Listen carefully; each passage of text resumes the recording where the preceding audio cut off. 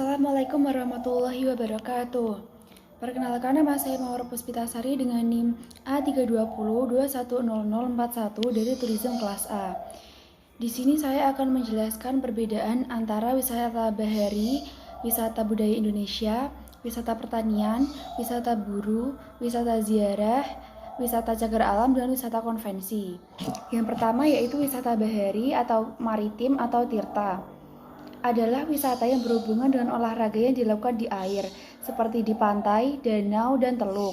Kegiatan yang biasa dilakukan saat melakukan wisata bahari adalah memancing dan berselancar, berlayar, melakukan lomba balap mendayung, snorkeling, menyelam, dan melakukan pemotretan di bawah air. Yang kedua, wisata budaya Indonesia. Wisata budaya Indonesia adalah wisata yang bertujuan untuk menambah wawasan serta pandangan hidup seseorang.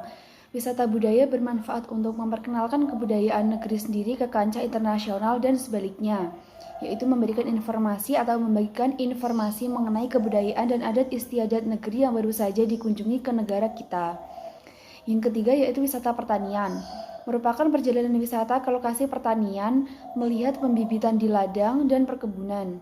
Biasanya dilakukan dalam rangka studi atau dapat pula hanya sekedar berjalan-jalan menikmati hijaunya tanaman dan segarnya udara. Yang keempat yaitu wisata buru. Wisata buru ini bisa dilakukan di negara yang mempunyai daerah hutan yang dapat dijadikan tempat berburu. Wisata buru mengikuti aturan pemerintah tentang batas wilayah perburuan dan jenis binatang apa saja yang boleh diburu. Di Indonesia, pemerintah telah membuka wisata buru di wilayah Jawa Timur, tepatnya di Baluran. Selanjutnya itu wisata ziarah. Adalah jenis wisata yang berkaitan dengan sejarah, adat istiadat, dan kepercayaan yang dianut oleh masyarakat setempat. Kebanyakan dilakukan oleh rombongan daripada perorangan. Tujuannya biasanya ke tempat suci, makam orang yang dianggap berkuasa atau suci atau makam orang besar, pemakaman tokoh terkenal, bukit dan gunung keramat yang sangat legenda, dan sebagainya. Selanjutnya wisata cagar alam. Wisata ini biasa dikenal juga dengan wisata konversi. Adalah wisata yang dilakukan dengan mengunjungi taman lindung, cagar alam, wilayah yang kelestariannya dilindungi oleh undang-undang. Yang terakhir yaitu wisata konvensi. Wisata konvensi ini lekat dengan politik. Contohnya adalah bangunan tempat musyawarah, persidangan, dan pertemuan yang dilakukan secara nasional ataupun internasional. Yang nomor 2 yaitu perbedaan antara wisata berdasarkan lokasi yang dituju, yaitu ada wisata sejarah, wisata alam, wisata religi, dan juga wisata pendidikan. Yang pertama wisata sejarah adalah kegiatan wisata yang dilakukan dengan mengunjungi berbagai peninggalan dan situs sejarah. Bagi yang suka dengan arkeologi dan informasi yang berkaitan dengan sejarah atau masa lampau, tempat ini sangat cocok untuk dikunjungi, seperti ke candi, museum, benteng, atau melihat prasasti. Yang kedua yaitu wisata alam. Jenis wisata yang dilakukan dengan objek wisata berupa keindahan alam sekitar. Mata kita akan dimanjakan dengan keadaan alam yang menakjubkan dan sangat indah. Wisata alam yang dapat kita lakukan adalah antara lain mendaki dan berkemah. Yang ketiga yaitu wisata religi. Adalah kegiatan wisata yang dapat dilakukan dengan mengunjungi tempat khusus umat beragama, makam, serta tempat ibadah.